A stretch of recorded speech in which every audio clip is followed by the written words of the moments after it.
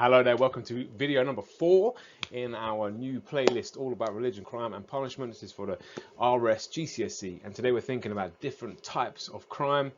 What an awesome looking police car that is. Today we're thinking about different types of crime, and we're going to start to explore how different types of crime have different reasons and different punishments connected with them. What do you need to know? You need to know that you can differentiate between different types of crime in different ways. You might look at who the crimes are aimed at, who committed them, and what the consequences are. Let's jump into today's learning. So for the first way of differentiating between different types of crimes, we might think about who the crimes are aimed at. So 3 classic groupings might be crimes against the person, crimes against property, and crimes against the state.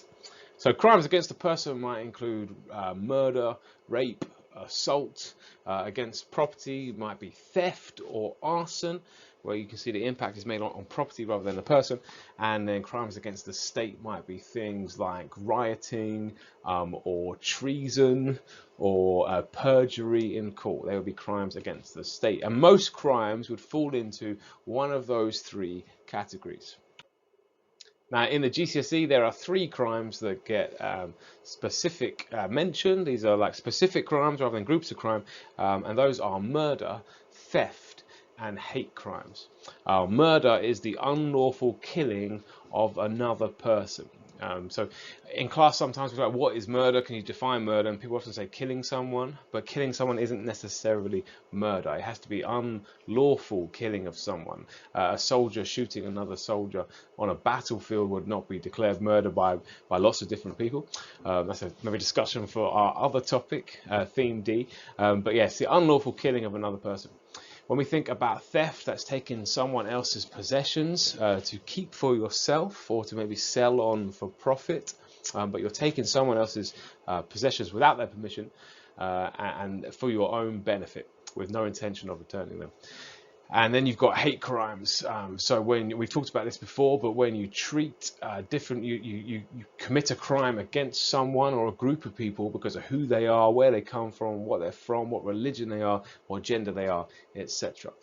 Now, the Bible, you could look to the Bible for examples and teachings that relate to these 3. So 2 easy ones to start with are from the 10 Commandments. Do not kill, the 6th commandment, and do not steal, the 8th commandment.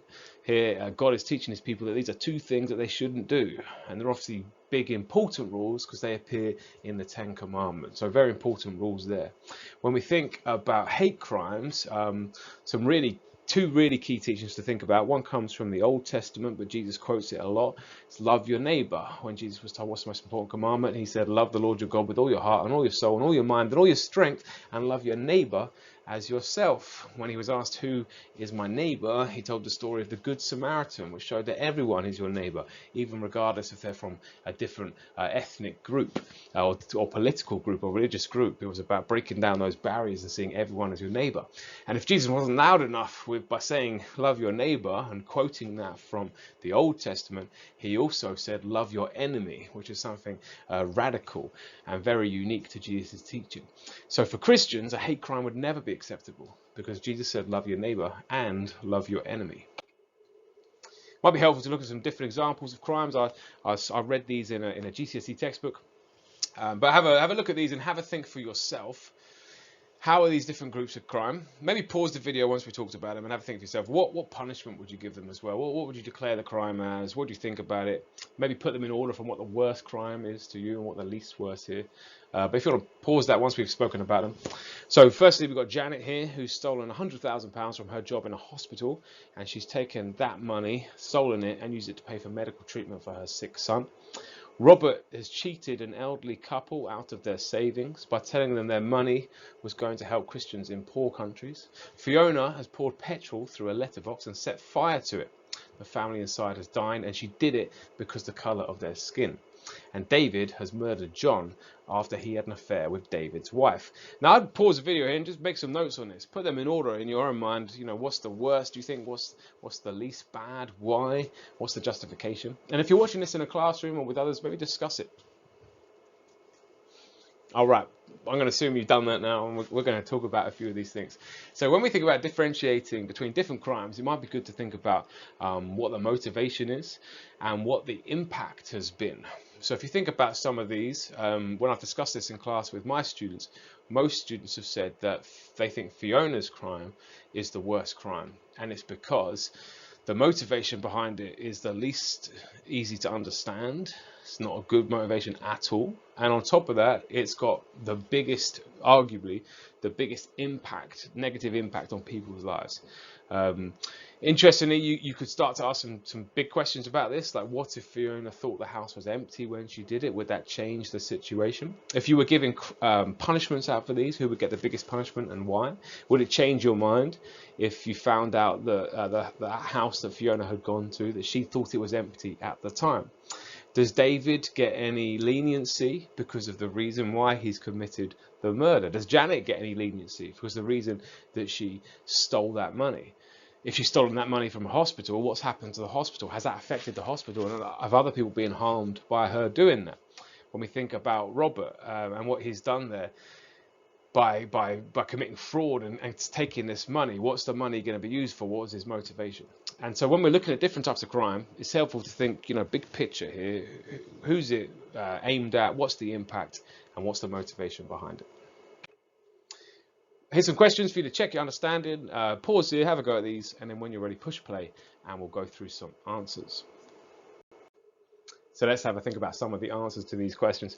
Question number one, what is meant by offences against the person?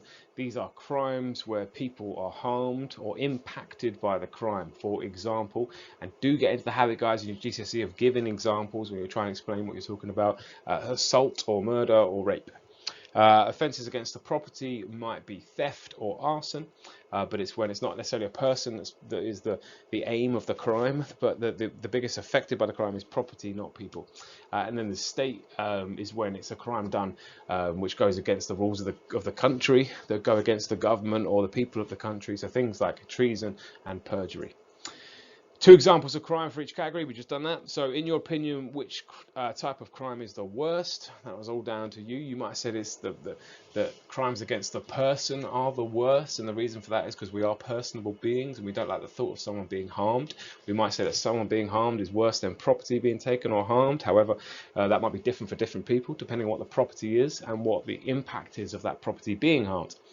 Some might say the state, that's the worst type of crime, because the state needs to be held up here as something that's powerful and important, and while crimes are being done against the state, that like brings them down and it could bring us into chaos and anarchy.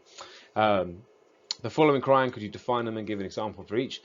So theft is taking something that doesn't belong to you without permission, without any intention of giving it back. Murder is unlawfully killing another person, and a hate crime is a crime done and your motivation for doing it is because of the people you're doing it towards, because of who they are, where they're from, what they believe, how they live. And then finally, well, we could think first about, before we go to the last one, how hard would it be to forgive the perpetrator for each of those? And that's down to you, but a big topic we're going to look at later in this video series is the topic of forgiveness and the link between crime and forgiveness. And are there some crimes that are unforgivable? And Christians are commanded to forgive kind of no matter what. We'll unpack that a bit in a later video. But what does that mean for some of the most horrible crimes? Thinking about number 4, a Christian would never commit theft, murder, or a hate crime. Do you agree? Hopefully you had a good time with this question, enjoyed thinking hard about that. You might on the one side look at those Bible verses we looked at. Do not kill, do not steal, love your neighbor, love your enemy. But on the flip side, if you've seen our previous video on the religious reasons behind crime, you will know that Christians believe that humans have a tendency to sin. They have a sinful nature, and they also are they're victims to victims might not be the right word, but it's likely they'll be tempted by the devil to do the wrong thing. And so Christians don't believe that anyone is perfect, everyone is a sinner, and so it may be that a Christian does commit a crime like that. Extension is about, do you think you could be a judge? That's down to you. I will not judge you either way. That brings us to the end of that session with a horrific joke. Apologies for that, guys. So let's revisit our need to know as we finish. You need to know that you can differentiate between different types of crime in different ways. One way is to look at who the crime is aimed at, why the crime is committed, and what the consequences are. Thank you so much for listening and tuning in today. If you haven't yet, please do subscribe and like, and any comments I do always read, so please give me some feedback too. Thank you so much. See you soon.